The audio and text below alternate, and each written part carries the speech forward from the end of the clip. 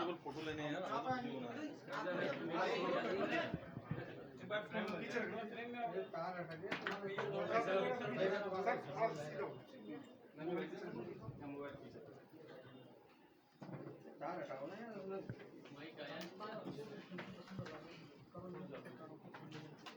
भाई आप लोग कितना बढ़िया इसको भाई आगे बढ़ा यार टेबल है आगे से टेबल अरे यार प्लीज साइलेंट यार टेबल है पीछे आज के दिन एक दफा करौली में आके करौली के लोगों से, एमपी साहब से, कार्यकर्ताओं से, जहां क्षेत्र के अंदर घटना हुई है वहाँ के लोगों से, जिनकी दुकानों के साथ माने जिनकी दुकानें जल गई हैं या दुकान नष्ट हुई है, उनके साथ बात करने का ये मौका हम लोगों ने आके एक दफ़ा सबसे मिलना है और उसके बाद क्या घटनाक्रम हुआ उसकी जानकारी लेने के बाद फिर आप लोगों से बात करने की कोशिश करें। मैं धन्यवाद देना चाहती हूँ एमपी साहब को भी सबसे पहले और आप लोगों को भी, जिन्होंने आगे चल के इन सब चीज़ों को उजागर करने का काम, उसको छिपाने का काम नहीं परंतु उजागर करने का काम बहादुरी के साथ आप लोगों ने किया।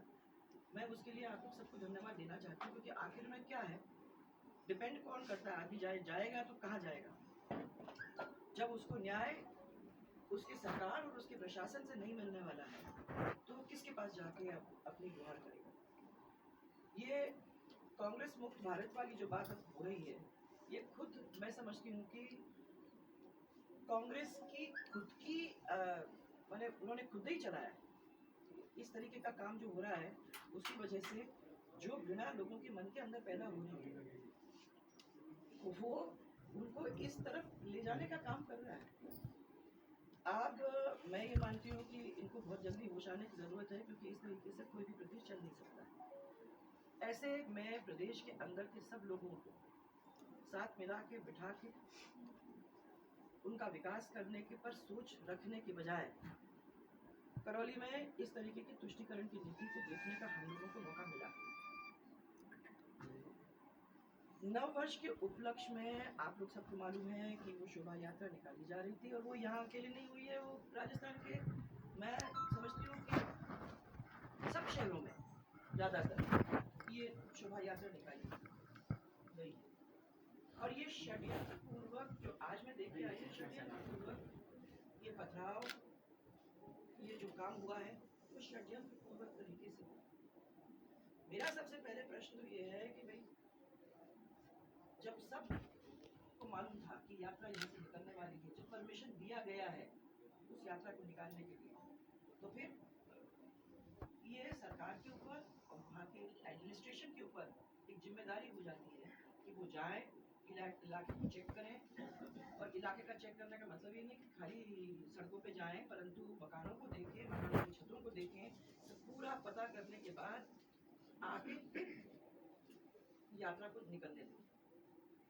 मैं समझती हूँ कि बहुत बड़ा इंटेलिजेंस फेलियर हुआ है क्योंकि ये काम जो करना चाहिए था वो नहीं हुआ।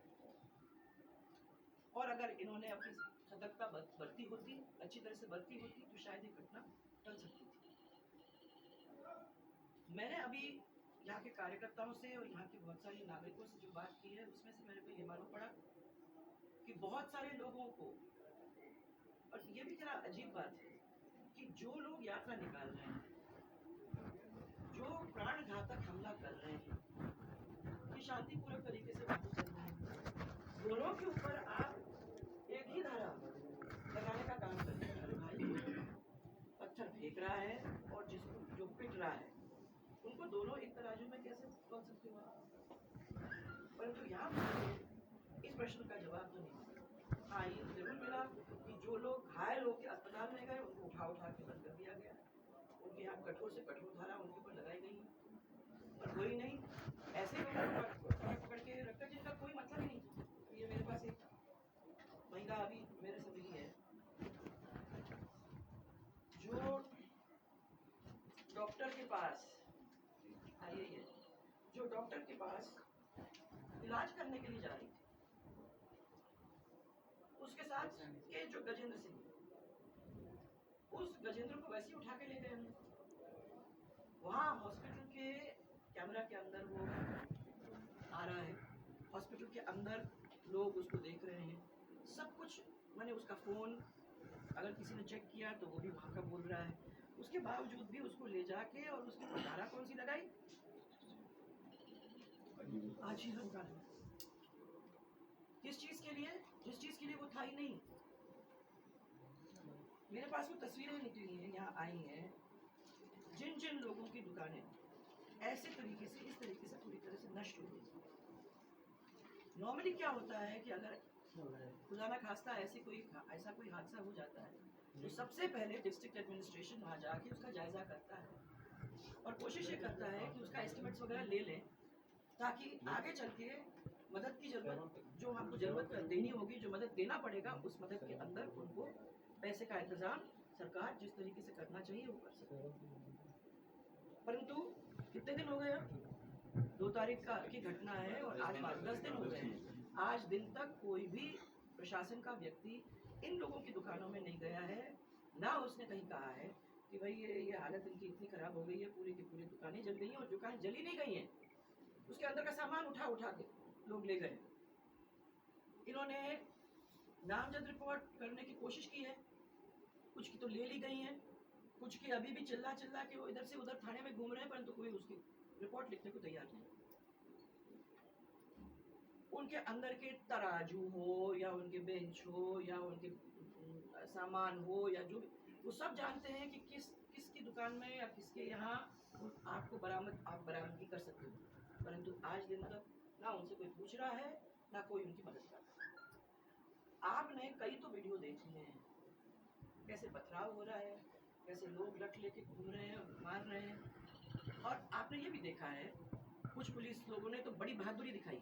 जहाँ जलते हुए मकान है वहाँ से आपने देखा है कि वो बच्चों को ले लेके उनको बचाने की कोशिश कर रहे हैं, परंतु कुछ का ऐसे आराम से घूम रहे हैं जैसे कोई शाम की वॉक के लिए जाते हैं, वैसे घूम रहे हैं। ऐसा भी देखने को मिला है। ये सब चीज़ें मैं समझती हूँ कि मुख्यमंत्री और उनकी सरकार, उनको सबसे पहले इन सब चीज़ों के ऊपर ध्यान रखने की ज़रूरत है। ये ब्लेम गेम को उसको ख़त्म कर देना चाहिए। इसने किया है नहीं, उसको पूरी तरह से पनिश करने की ज़रूरत है। और मैं जब इसको देखती हूँ तो मैं कह रही हूँ, जब लोग पलायन कर रहे हैं छोड़ के ताकि जेल के अंदर बंद करते हैं, कुछ लोगों के टाँके आए हैं, किसी के 60 टाँके, किसी के 50 टाँके, किसी को चाकू भुका हुआ है, ऐसे तो स्थिति है उनकी, और फिर भी वो वहाँ रह नहीं पा रहे हैं क्योंकि उनको डर लग रहा है कि कहीं ऐसा ना हो कि हमको उठा के जेल में बंद कर दिया। ये किस किस्म का न्याय है? और यहाँ जब आप बात करो तो वो आपके मुख्यमंत्री जी मैंने अपने बयान दे रहे हैं कि ये तो प्रधानमंत्री जी की गलती है, होम मिनिस्टर की गलती है, या आपके बीजेपी के राष्ट्रीय अध्यक्ष की गलती है। अरे भाई, किसकी गलती है हमें नहीं मालूम। हमें सिर्फ इतना मालूम है कि जो राज्य चला रहा है, जिसका प्रशासन है, जिम्मेदारी उसकी है। और इधर उधर देखने के बजाय वो अपने बैठ के और तय ये कर लें कि जहाँ गड़बड़ हुआ है, सही आदमी को सही टाइम पे अगर पकड़ के बंद नहीं किया जाएगा और दंडित नहीं किया जाएगा तो फिर दंड देने का कोई मतलब नहीं।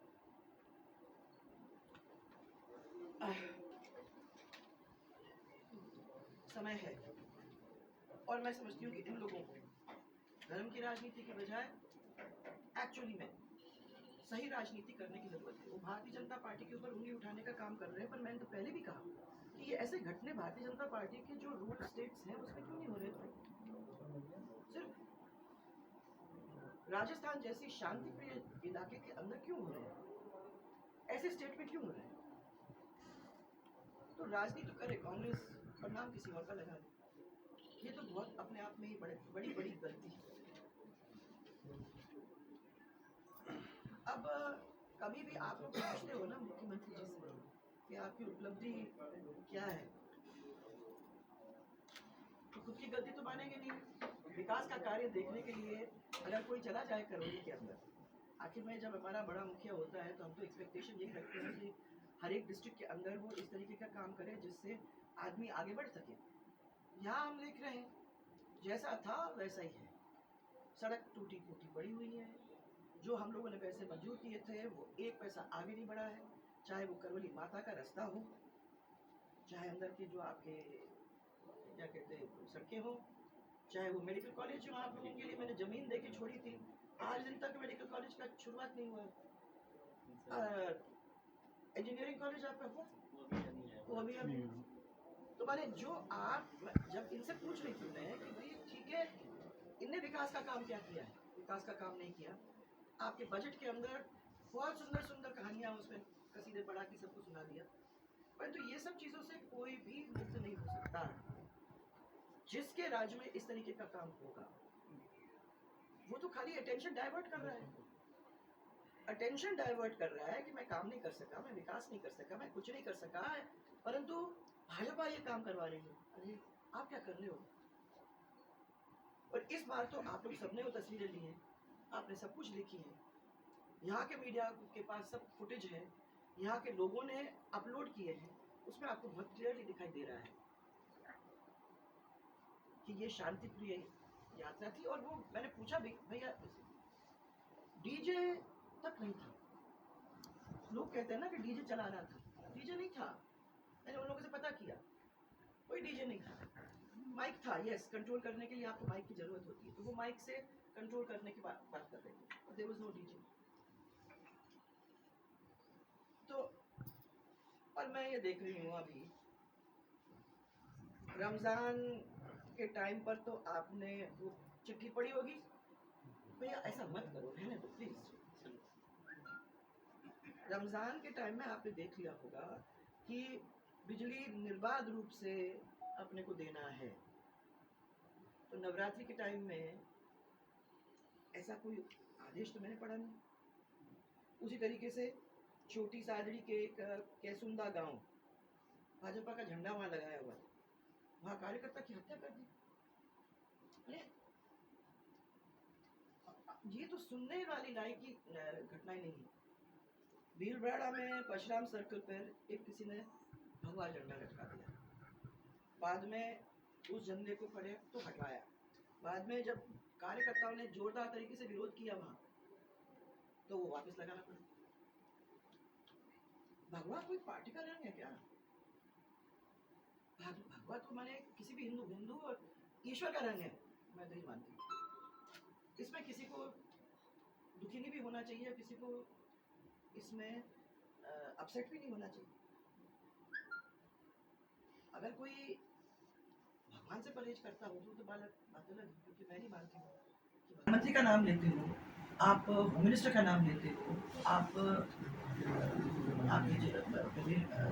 राष्ट्रीय अध्यक्ष जी का नाम लेते हो, परंतु तो उनका तो नारा है कि सबका साथ, सबका विकास, सबका विश्वास।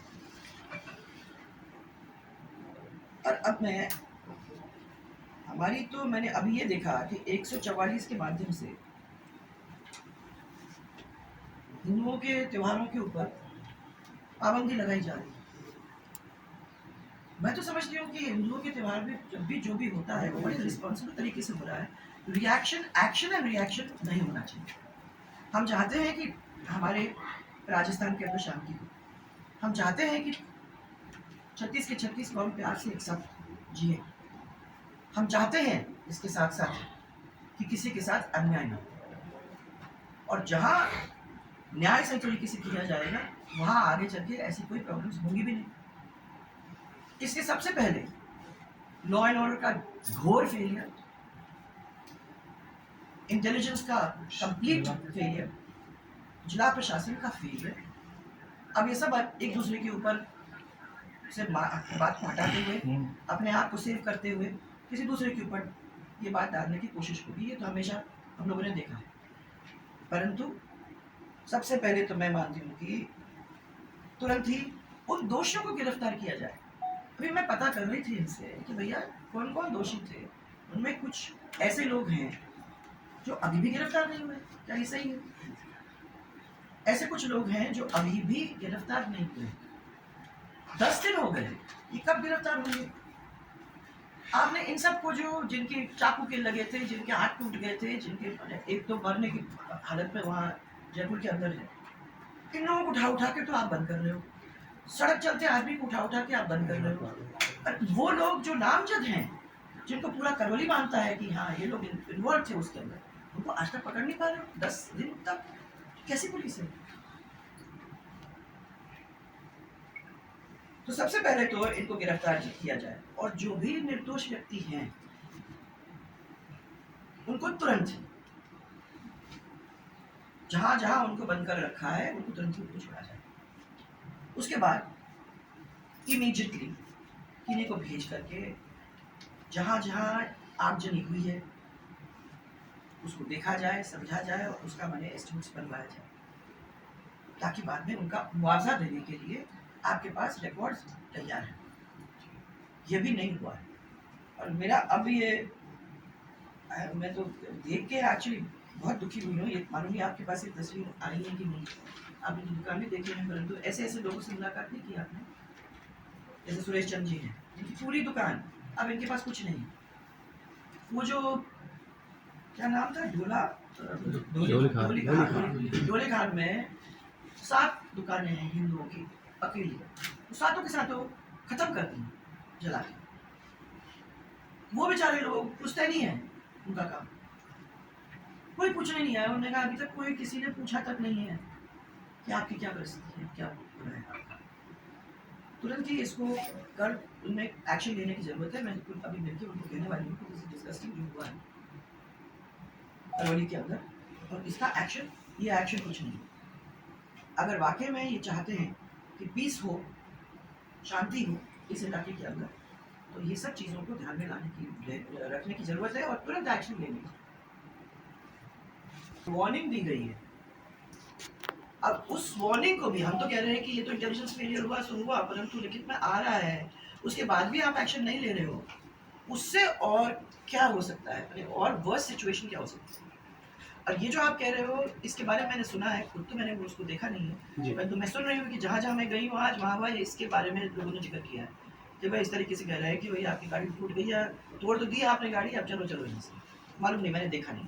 हम चला रहे हैं, लगातार चला रहे हैं। उस वीडियो में मेन जो साजिश करता है वो जिसका नाम है मतलूब, वो भी दिखाई दे रहा है। फहीम, अंजी, इस तरीके के तमाम मुश्ताक वीडियोस में साफ तौर पे दिखाई दे रहे हैं। और हम उस छत पे भी पहुंचे थे जहाँ से पत्थर चला था, स्पेशली उस जिम में जहाँ पे लोग भरे हुए थे। पुलिस कह रही है कि वो यहाँ के बड़े ओहदे के लोग हैं, लिहाजा शांति के लिए हम लोगों को बुलाया था।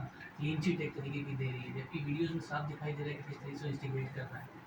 तो इसका मतलब ये है कि उनको इंस्ट्रक्शंस दिए जा रहे हैं, तो वही तुष्टिकरण पे लगा हुआ है। कौन? मतलूब विजुअल अब ये तो हमें नहीं मालूम, पर हम ये कह रहे हैं कि जिन जिन लोगों का नाम उसमें आया है और नामजद है, उन लोगों को तो तुरंत पिकअप करने की जरूरत है।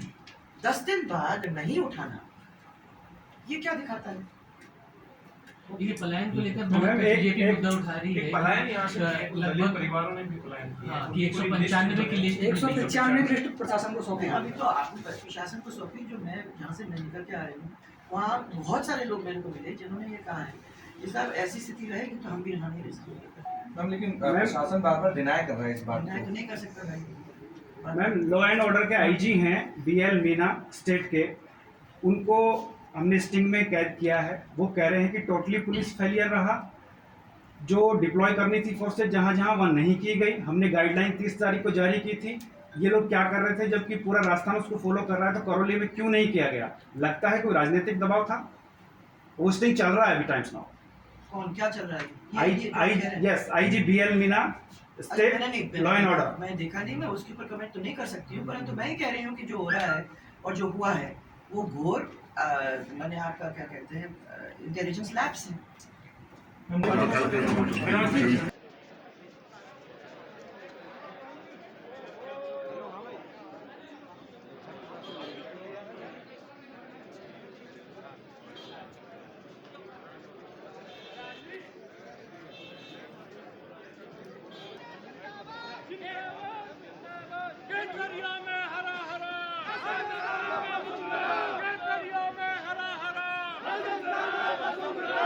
दरिया में हरा हरा